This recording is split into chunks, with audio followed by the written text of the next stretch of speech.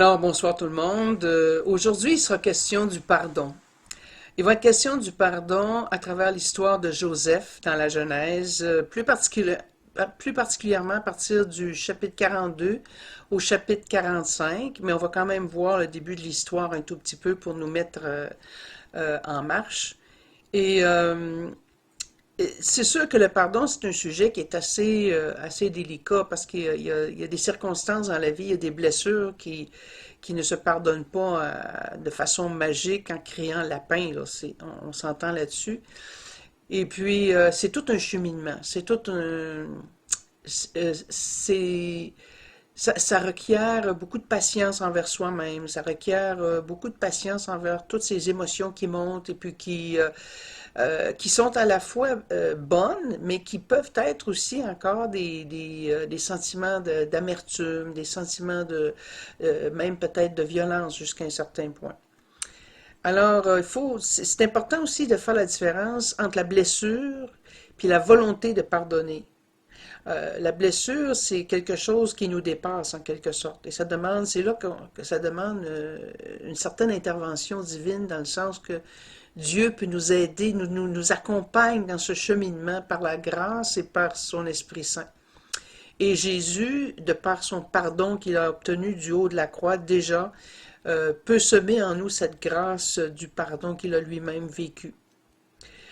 Ça, c'est la blessure. Pour ce qui est de la volonté de pardonner, ça nous appartient. Ça appartient à notre libre arbitre. On peut ou bien se bloquer face à une situation, dire moi c'est fini, je pardonne pas, puis il n'y a rien à faire. Ou bien on peut laisser la porte ouverte et dire pour l'instant je suis trop blessé, je m'accueille dans cette blessure et je prends le temps de me laisser guérir avec cette possibilité qu'éventuellement je puisse accorder un pardon.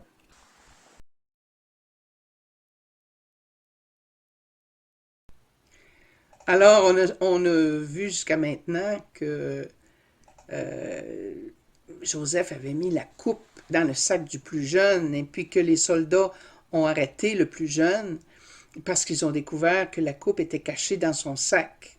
Alors, ils l'ont ramené face à Joseph, mais avec tous les frères aussi. Et là, c'est Judas qui prend la parole, puis lui qui avait dit à son père que sur sa vie, il ramènerait le plus jeune.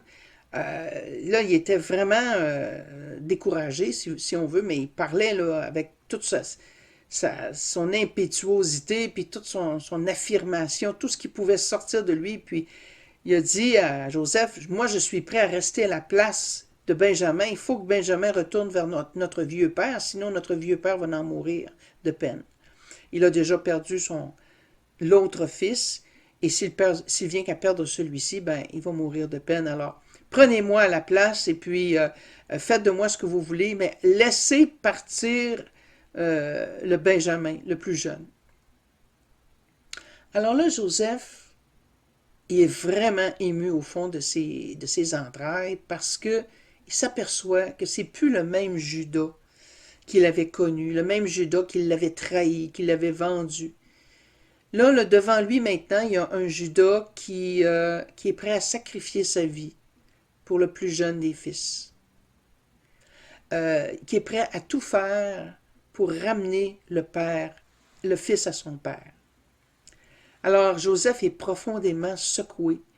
Et puis là, il se met à pleurer tellement fort que tout l'environnement l'entend, jusqu'à Pharaon qui l'entend pleurer.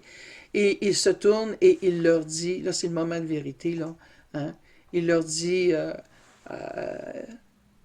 Joseph, Joseph al-Echav Ani, je suis Joseph, votre frère. Et la supplication de Judas est venue toucher les fibres de son être jusqu'au plus profond de son cœur. Il ne peut plus attendre. Et là, il veut leur montrer là, qu'il est vraiment leur frère. Et puis, c'est pourquoi il a fait sortir tout le monde de la pièce, parce que là, il s'est probablement mis à parler en hébreu avec ses frères pour que ses frères le croient. Hein? Ils croient vraiment que c'est lui. Annie Joseph, je suis Joseph, et est-ce que mon père vit toujours? Il était inquiet pour Jacob.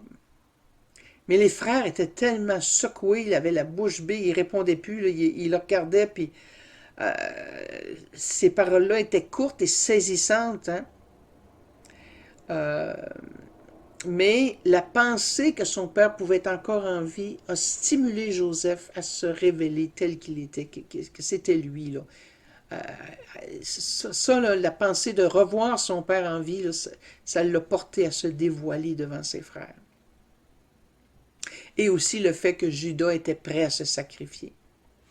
Alors, là, Joseph, il leur révèle le grand plan que Dieu a eu en les embrassant chacun leur tour. Là, euh, il a dit, je suis votre frère Joseph, celui que vous avez vendu en Égypte, et ne vous faites pas le reproche de m'avoir vendu ici. Imaginez-vous là, comment ça prend du courage pour dire ça. Ne vous faites pas le reproche de m'avoir vendu ici. C'était pour sauver vos vies que Dieu m'a envoyé devant vous. Alors, ce n'était pas vous en réalité qui m'avez envoyé ici, mais c'est bien Dieu pour sauver la famille, pour vous sauver. Alors, voyez-vous, là, Joseph, là, il ne vient pas accabler ses frères de reproches. Il ne vient pas les culpabiliser. Mais il s'en remet à Dieu encore une fois. Hein. C'est comme s'il vient révéler toute cette... dévoiler tout ce plan divin, même à travers le mal qu'il a subi, l'épreuve qu'il a subie, comment Dieu a su tirer le bien de toute cette situation pour le bien-être de toute la famille et aussi le bien-être de l'Égypte, parce qu'il ne faut pas oublier que c'est par l'ingéniosité de Joseph que l'Égypte a passé à côté de la famine. En terminant cette belle histoire, je vais vous laisser avec 3 questions. En quoi cette histoire de Joseph vous rejoint aujourd'hui dans votre vie personnelle?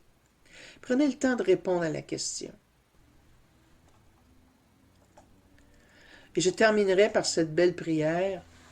Seigneur, il y a des situations familiales qui nous semblent souvent injustes et humainement, il n'y a pas grand-chose qu'on peut faire pour établir l'harmonie.